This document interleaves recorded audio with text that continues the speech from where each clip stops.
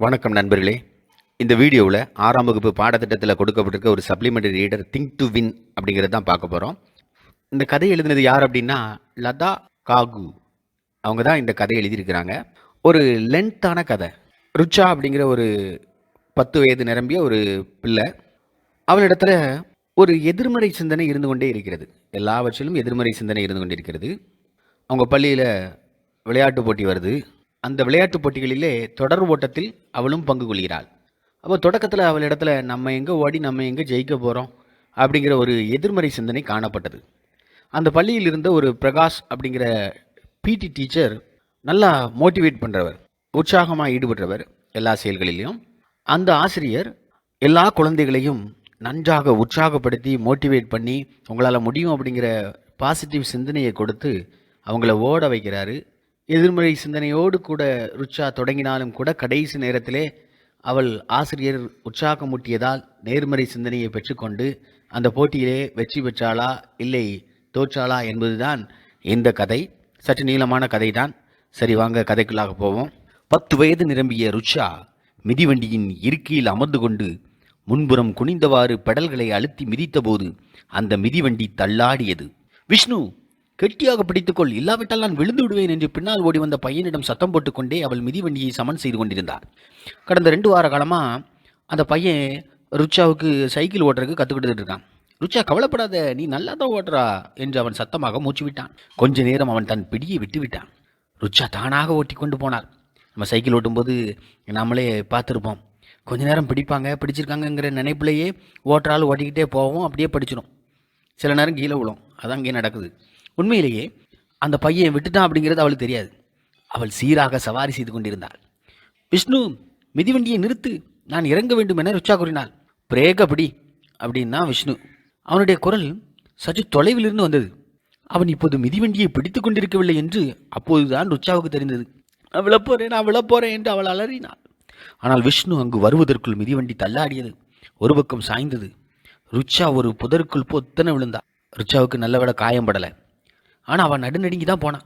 நான் உன்னை ஈர்க்கமா டைட்டாக பிடிச்சிருக்கேன்னு சொன்னேன் இல்லாடே, நான் விழுந்துருவேன் நீ பிடிக்கலன்னு சொன்னேன்ல என்று விஷ்ணுவை கோபமாக பார்த்தாள். ஆனால் ருச்சா, நீ நல்லா தானே ஓட்டிக்கிட்டு இருந்தா, என்னைக்கு இருந்தாலும் மிதிவண்டியை ஓட்டும் போது யாரும் பிடிக்காம தானே ஓட்டணும் என்று விஷ்ணு விளக்கம் அளித்தான்.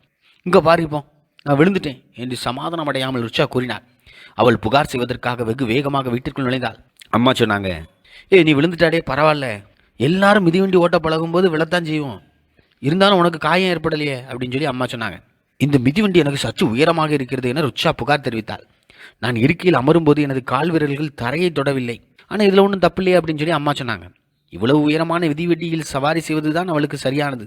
என்ன இருந்தாலும் அவள் வளர்ந்து கொண்டே இருக்கிறாள்லா. உடனே அவளை விட 3 வயது குறைந்த அவளது தங்கையாகிய சீமா, அம்மா, நான் அந்த மிதிவண்டியை ஓட்டலாமான்னு சொன்னான். அம்மா பதில் கூறுறதுக்கு முன்னாடியே குறுக்கிட்டு பேசிய ருச்சா, இல்லை சீமா, உன்னால் முடியாது, எனக்கே அது உயரமா இருக்கு, நீ எப்படி அந்த சீட்டில் உட்காருவா? சீமா எவ்வளவு கெஞ்சி கேட்டாலும் சைக்கிள் ஓட்டுற காரியம் அங்கே நடக்கல. அந்த 2 சகோதரிகளுக்கும் இடையே பெருத்த வேறுபாடு இருந்தது. ருச்சா தனது தங்கையை காப்பாற்றுவதில் அதிக அக்கறை கொண்டவளாக இருந்தாள். அவளை அளவுக்கு அதிகமாகவே பாதுகாத்து வந்தாள். ருச்சாவும் இவ்வாறு பாதுகாப்பு உணர்வுடன் வளர்க்கப்பட்டவள் தான். அவள் சட்டென யோசிக்காமல் எதையும் அங்கே செய்ய மாட்டாள். ஓடும் போதும் விளையாடும் போதும் கூட அவள் தனது அசைவுகளில் அதிக கவனம் செலுத்தினாள். அதற்கு மாறாக சீமா துணிச்சல் மிக்கவள், ஆபத்துகளை எதிர்கொள்ளும் தன்மை கொண்டவள். அடுத்த வாரம் பள்ளியில் அணிகளுக்கு இடையிலான பூப்பந்து போட்டிகள் நடப்பதாக இருந்தது. ருச்சா மூத்தவர்களின் அணியில் இருந்தாள், சீனியர் டீமில் இருந்தாள். அவள் தனது மற்ற வேலைகளை விட்டுவிட்டு தன் தோழிகளுடன் பயிற்சி செய்து கொண்டிருந்தாள். ருச்சா பலம் அடி என அவர்கள் அந்த போட்டியின் போது அவளிடம் கூறினார்கள். அவர்களது அணியில் இருந்த அருணா வெற்றி பெறுவாள் என எதிர்பார்க்கப்பட்டது. அப்படியே நடந்துவிட்டது. ருச்சாவும் அவளது எதிரணியில் விளையாடியவர்களும் ஓரளவு சமமான தகுதி கொண்டவர்களாக இருந்தனர். ஆனால் ருச்சா 2 புள்ளிகள் வித்தியாசத்தில் தோற்று போய்விட்டாள். ஒட்டுமொத்த கணிப்பில் அவர்களது அணி 2ஆம் இடத்தில் இருந்தது. என்னால் வெற்றி பெற முடியும் என்று தோன்றவில்லை என ருச்சா வருத்தத்துடன் கூறினாள்.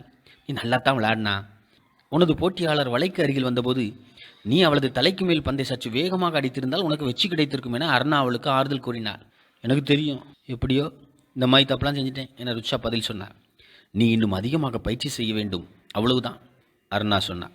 ஆமாம், அப்படித்தான் ருச்சா கவலையுடன் கவனித்தார். நீ உற்சாகமாக இரு, நீ நல்ல முயற்சி பண்ணுறா, பள்ளிகளுக்கு இடையிலான விளையாட்டுகள் விரைவில் வரவிருக்கின்றன, நீ பள்ளியின் தொடர் ஓட்ட அணியில் இருக்கிறாய் அல்லவா என்று அருணா கேட்டாள். ருச்சா சொன்னான், என்னால் எங்கள் டீமே தோக்க போகுது அப்படின்னு சொல்லி வருத்தமாக சொன்னான். அப்படியெல்லாம் நினைக்காத, நீ வேகமாக ஓடுறா, எங்களுக்கு நீ தேவை அப்படின்னு சொல்லி அருணா சொன்னான். இதை காட்டிலும் வேறு ஒரு நல்ல நபர் கிடைக்காவிட்டால் தான் வந்து நிற்பதாக ருச்சா இறுதியில் ஒப்புக்கொண்டார். வேற யாருன்னு நல்ல ஆள் கிடைக்கலன்னா வாரேண்டே அப்படின்னா. அதே சமயம் மற்றவர்களோடு சேர்ந்து புதுசாக உடற்பயிற்சி ஆசிரியராக சேர்ந்திருக்க பிரகாஷ் டீச்சருக்கு தான் பயிற்சி கொடுக்க போகிறதா ருச்சா சொன்னான். உடற்பயிற்சி ஆசிரியராகிய பிரகாஷ் விளையாட்டில் அதிக ஆர்வம் கொண்டவர். குழந்தைகளை விரட்டி விளையாட வைத்தார். அவர்களை பாராட்டி கொண்டும் திட்டிக் கொண்டும் திருத்தி கொண்டும் ஆனால் அதிக அளவிற்கு உற்சாகமூட்டி கொண்டும் இருந்தார். ருச்சா, நீ வேகமாக ஓடுறா, எடை குறைந்து இருக்கா, இதை காட்டிலும் இன்னும் சிறப்பாக உன்னால் ஓட முடியும் என்று அவர் அடிக்கடி சொல்வார். என்னால் எப்படி முடியும், நிச்சயமாக நான் விழுந்துருவேன், ருச்சா அருணாவிடம் ரகசியமாக கூறினார்.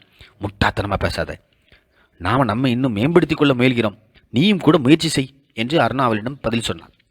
ஸ்பிரிங்ஃபீல்ட்ஸ் அணியில் ஒரு வேகமான ஓட்டக்காரி இருக்கிறாள். இப்படி ருச்சாவின் குழுவில் ஒருத்தியாகிய சஃப்னம் தெரிவித்தாள். நீங்கள் யாராவது அவளை பற்றி கேள்விப்பட்டிருக்கீங்களா? அவளை பிடி உஷான்னு சொல்கிறாங்க. இவர்களது உரையாடலை பிரகாஷ் டீச்சர் கேட்டுவிட்டார்.